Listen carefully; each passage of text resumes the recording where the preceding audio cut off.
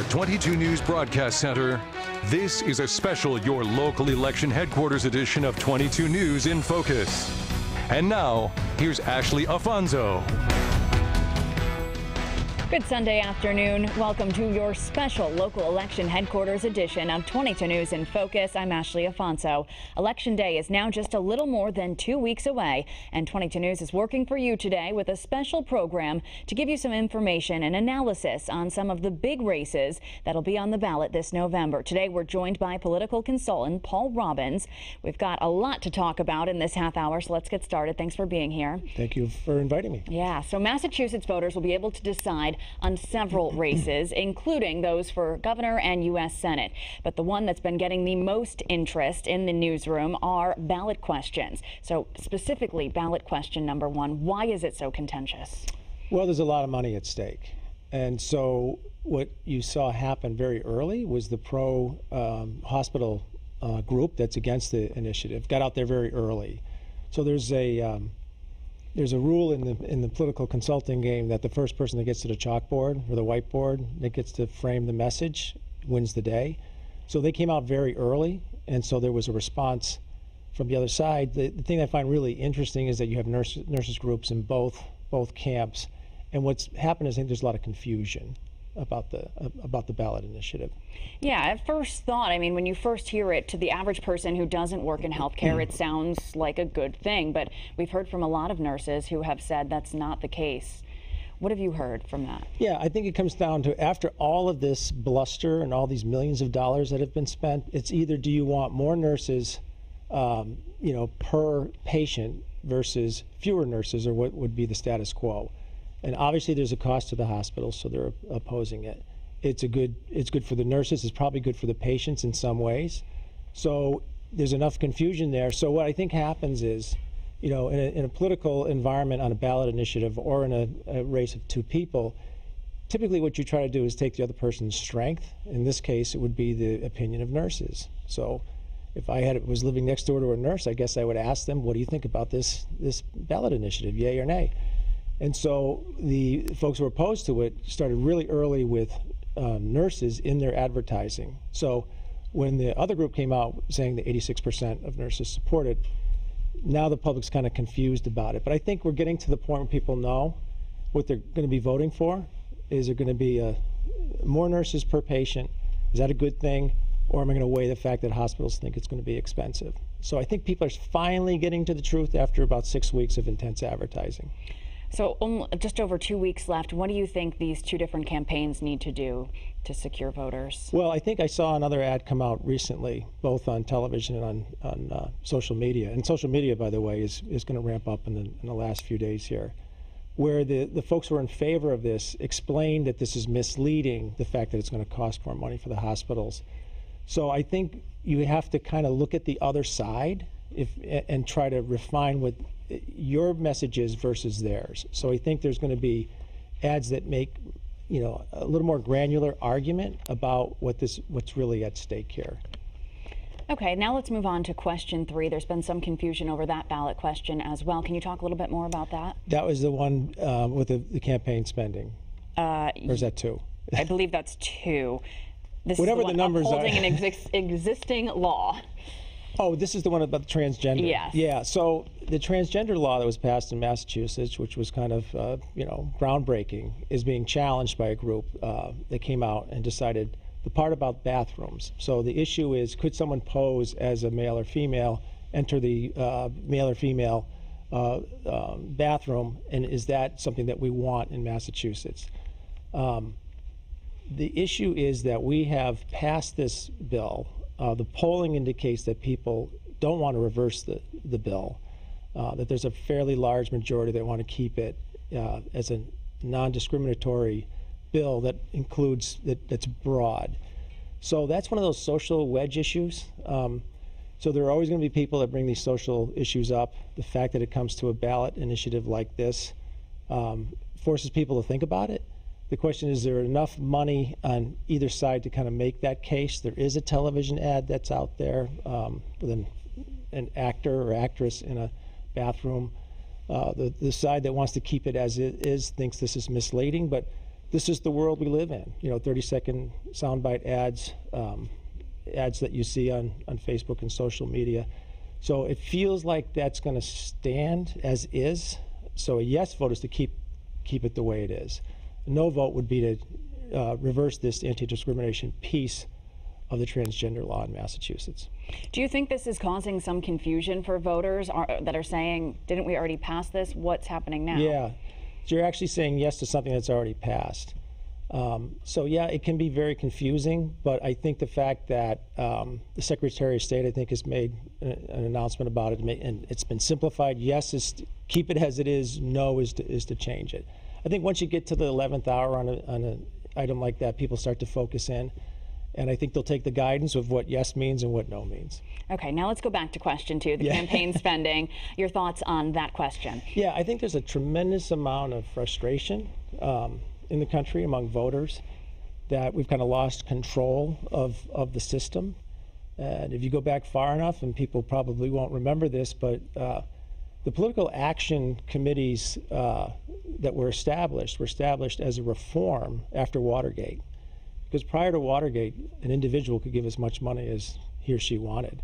So people felt that was not a good system because people of wealth could have a greater influence. So along come political action committees. And what seemed like a good idea so that certain interests could identify what they're for or against, and they could share their views through media, has really been warped. And to the point where this, Citizens United ruling by the Supreme Court says that corporations are people and they can spend unlimited amounts of money. So I think this one is going to probably pass because I think the idea is to set up a commission to review the kind of campaign spending from political action committees in Massachusetts, and then to formulate some thought about what would the wording be to change the Constitution of the United States so that, that will never really happen because it's too difficult. But there are other efforts in other states. It just shows that people are very frustrated with the campaign finance, that corporations are unlimited in terms of the resources they have that they can spend on campaigns, and people feel that there's something out of whack here. All right. What are the top statewide races to watch? We'll find out when we return. You're watching 22 News in Focus.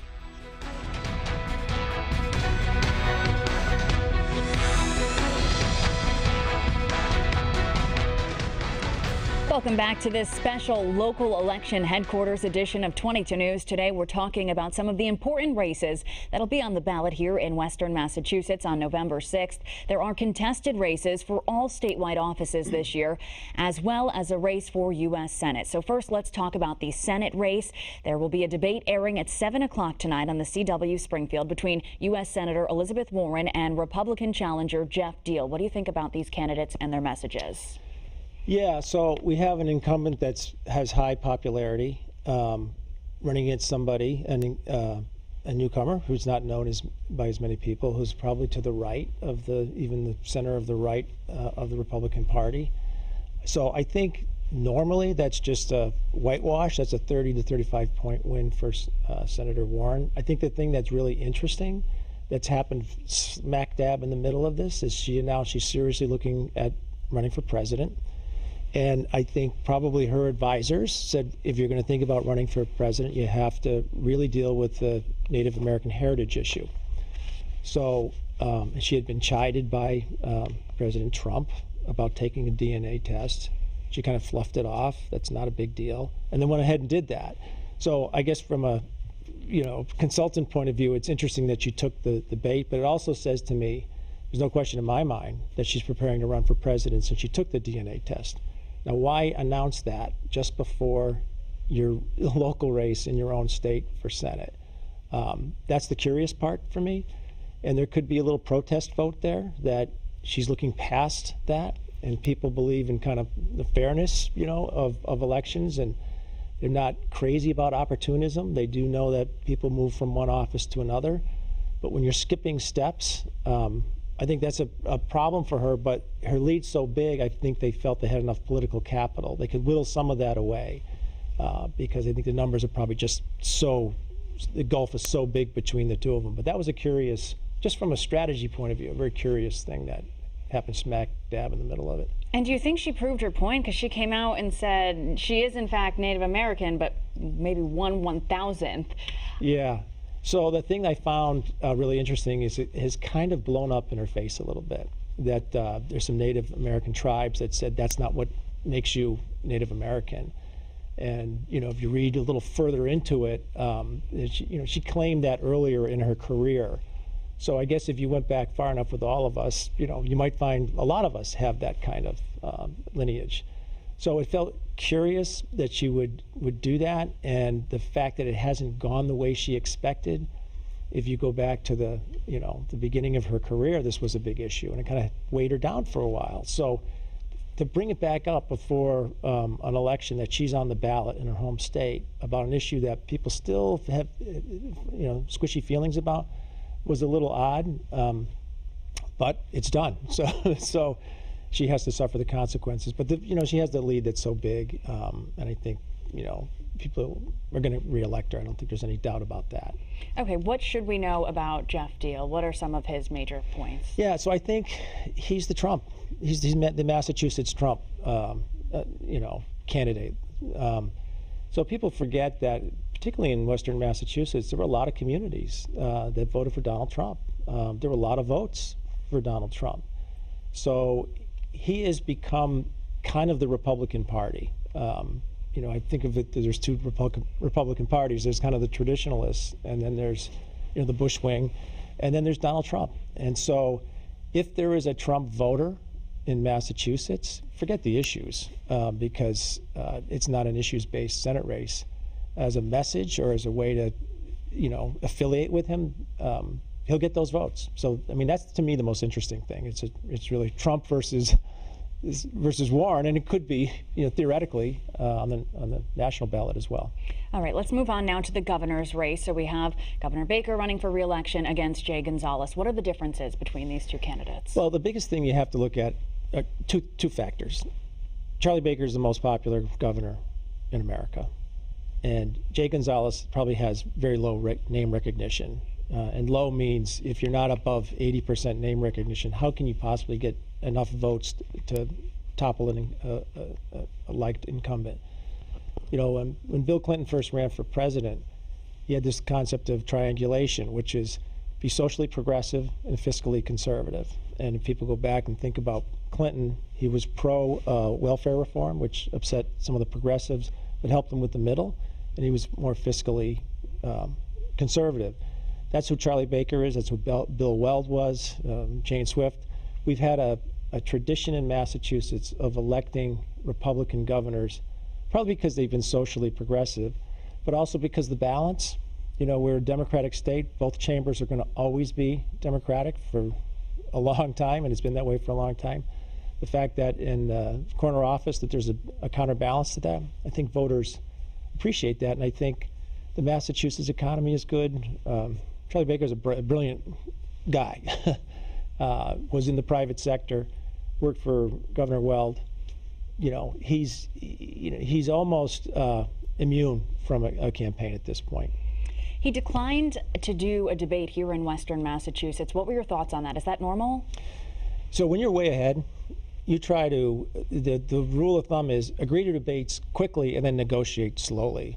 And so the negotiating slowly means how many we're going to have, what time of day are they going to be, who's going to be the sponsor of it. So the idea is if someone doesn't have name recognition, which Gonzalez doesn't, automatically you raise that name recognition by having a debate. So kind of orthodoxy in political campaigning is to try not to have a lot of debates so that you're not helping the other person get name recognition. All right, after the break, we'll take a look at contested races for Congress and the state legislature. You're watching a special local election headquarters edition of 22 News in Focus.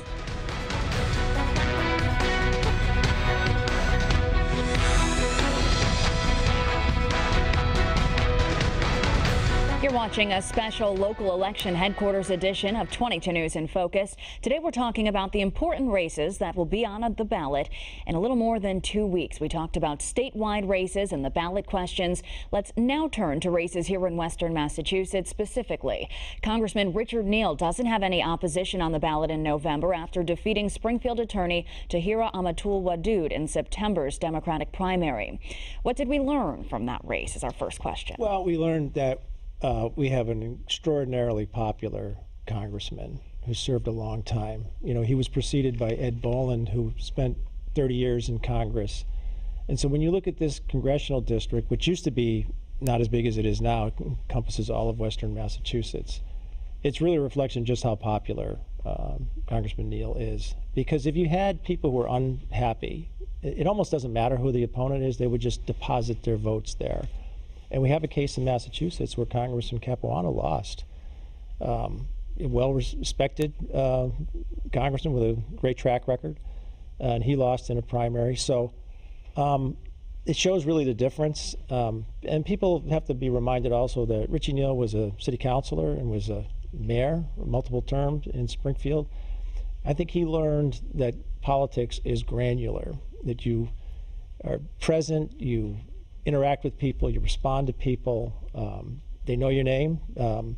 So he's kind of an outlier in the sense of you look at Congress, it's going to shift one way or the other. He's also the ranking member on Ways and Means. And should the Democrats take back the House, he'd be chairman of Ways and Means, which is arguably one of the most powerful, if not the most powerful chairmanship in the House. I think people understand that. People understand real politics in this region. So he does both. You know, he's playing at a national level with the Ways and Means, but he also understands, as Tip O'Neill famously said, all politics are local.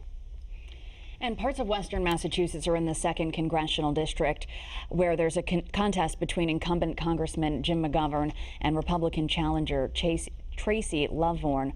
What do you know? What should voters know about that race? Well, the thing is that that district has changed over time. So there's more of Western Massachusetts in that. And so that's one of those that it's out there far enough and it's hard to get a read on. But again, I think you have another respected long-term congressman in Massachusetts. This is a Democratic year, let's face it. Given everything that's happened nationally and people, you know, very easily going into the two camps that are out there, I think it's extremely hard in Massachusetts to upset a Democratic congressman. So I think maybe not to the extent that Neal is popular, but I don't see any change in that one either. Okay, and on that note, what are some of the issues that are driving voters to take sides on? Well, I think the idea that we're a very divided country right now. And so it's almost as if we've lost the middle, that people are parked into, you know, either very progressive or extremely conservative. And so the question I always look at is turnout. Do people care? And sometimes when you have long-term incumbents, you know, you don't have a spike in attendance to the polls and people, you know, doing their right due diligence and going and voting. So, but I don't think we have that in Massachusetts. I think we have a popular governor, we have a popular congressman. The legislature is almost always Democratic, House and Senate. So Massachusetts is doing well. Greater Springfield seems to be doing well, from everything from economic development to education. So to see change, a change election, which this isn't, people have to be upset about something. Things have to not be going well. And so, I mean, Trump was elected for part of that reason. People felt things aren't going as well as they should. But I think, you know, the staying the course is really kind of the message of this election. So you're not expecting a particularly high turnout election? No, if you really look at it historically, local elections have anywhere between 10 and 20% turnout. State elections somewhere around 40 or 50, and presidential elections up to 60. So this will be somewhere in that 30 to 40% range. No overriding issue. It's possible that one of the ballot initiatives, particularly ones we talked about earlier with the nurses and the quota, might generate more. But people generally come out for candidates or not. So I think you're going to have just a kind of average turnout on Election Day. You touched on this with Richard Neal a little bit, but why do you think we're seeing so many uncontested races? It's really expensive. Goes back to the other ballot initiative about money in politics. It's really expensive to run a race. If you want to run for state senate in Massachusetts, in Western Massachusetts, you really have to spend somewhere between $200,000 and $300,000. That's really hard to raise that kind of money. And so politics have been kind of polluted a little bit by the money, but you have to have resources, and it's not uncommon for people who run for office to get a second mortgage on their house and loan that money to their campaign. So if there's something overriding, some overriding issue that rises some people up, and it is happening, you know, with folks, that Brooklyn race, that congressional race, where shoe leather and social media, which is kind of equalizing it, but you still have to have a foundation of a lot of resources in order to run. Have there been any creative campaigns that have caught your attention? Well, I think just overall, I'm seeing more political television, video advertising on my social media feed. With Netflix and all these different ways to get content, social media is becoming much, much more important. It's being almost equivalent now to television advertising, because if I see in the feed and it's maybe shared by someone that's a friend of mine, please watch this, that's going to help me maybe tilt in that direction. The other thing is, because of segmentation, you can send the message to me because they know something about my proclivities in terms of my social or political beliefs. So social media, and we saw it in the presidential campaign, is really the trend that's really fascinating to watch. Invite everybody to just look at their social media feed and see how many political commercials there are there now. All right, we'll have the last word for you after the break. Stay with us. You're watching a special local election headquarters edition of 22 News in Focus.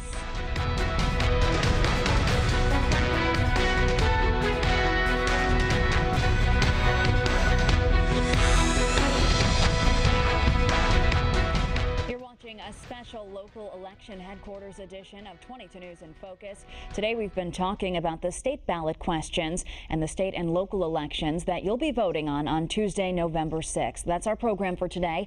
We want to thank our guests for joining us and thank you at home for watching. If you missed any of it, you can watch it in full on our website, wwlp.com. From all of us here at 22 News, we wish you a wonderful Sunday.